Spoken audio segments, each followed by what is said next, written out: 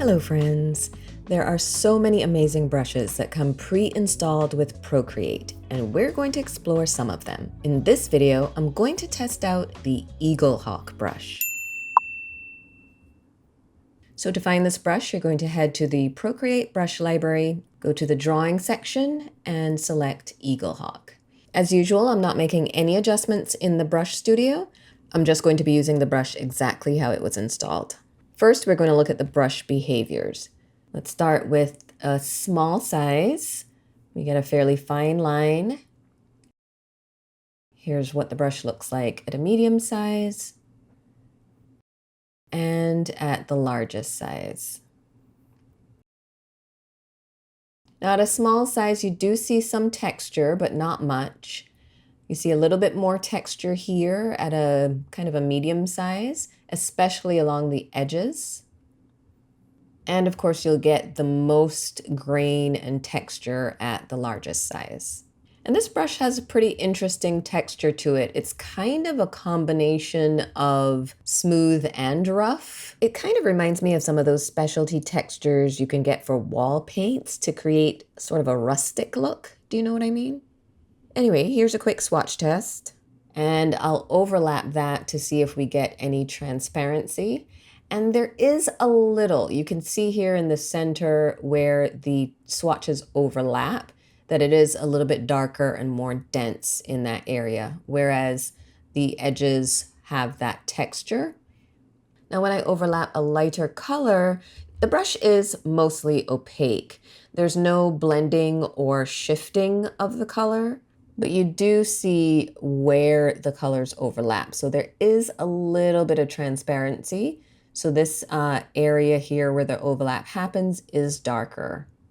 Now let's take a look at what happens when we use the edge of the Apple pencil versus the tip of the pencil.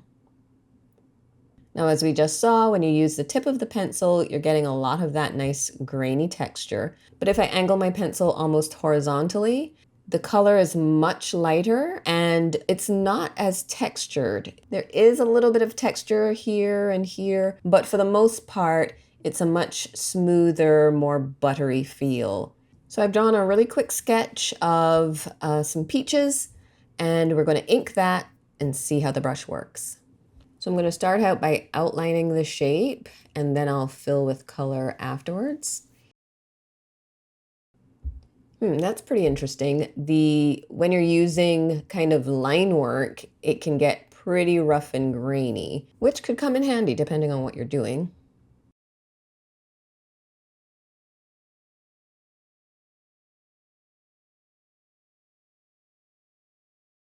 Now I've done a quick color fill, and I didn't keep my pencil down the entire time, so you can see here where some areas have overlapped and you've got some darker areas where there's more layers of color.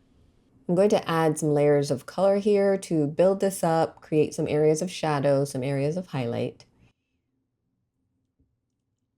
And as we saw with the swatch test, layering color doesn't shift any of the colors. So these colors are staying pretty true.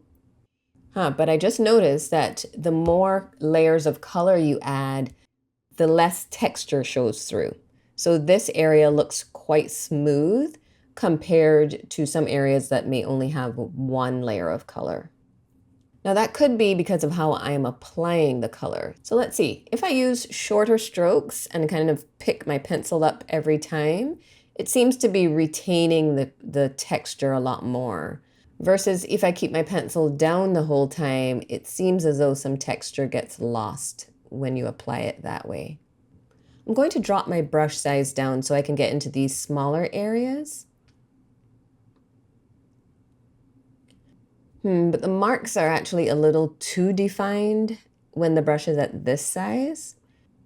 So it will probably be best to keep the brush at a larger size for this drawing in order to maintain that texture that we have in other areas. I do want to blend that though, because this is a little rough. So I'm going to switch to the smudge tool in the Eaglehawk brush. And let's see how this brush blends. Well, it softens up really nicely. Of course, blending does remove some texture. I'm not sure why that happened. This little white area that keeps happening when I blend, that's something to be mindful of. But in terms of using it as a blending brush, it does a decent job.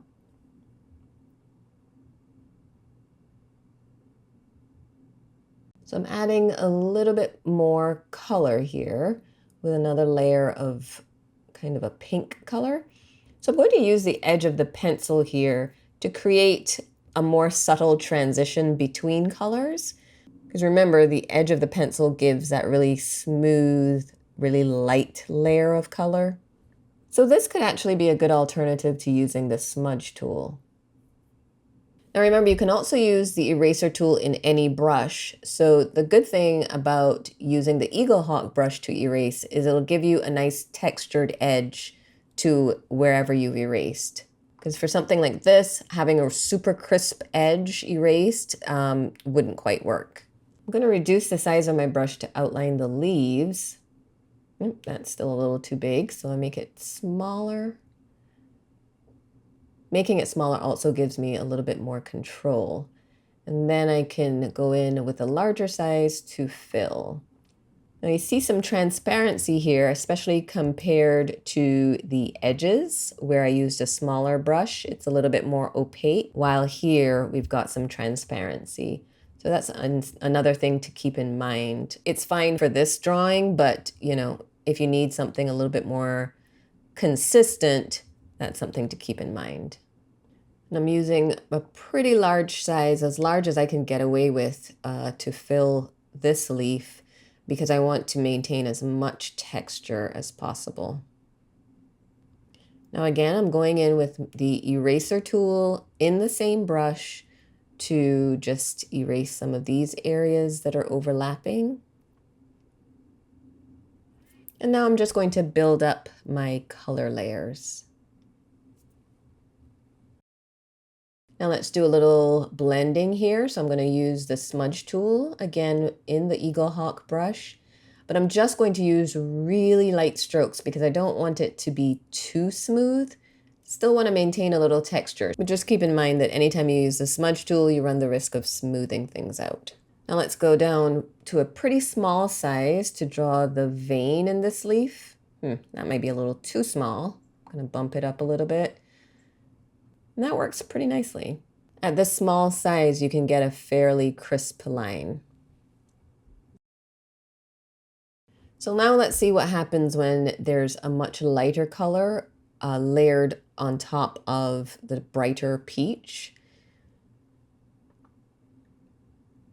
So as you can see, there is some transparency in the areas where there's only one layer of this creamy color. You can definitely see through it. So here I'm using that same technique of building up layers of color.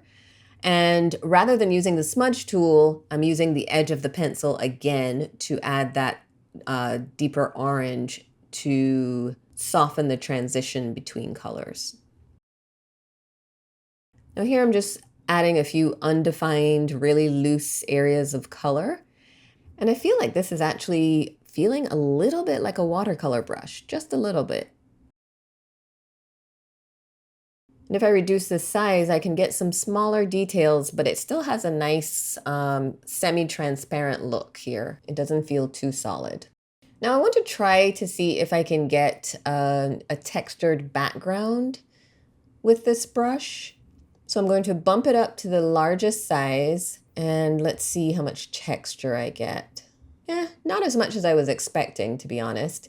Now, mind you, this is a fairly large canvas.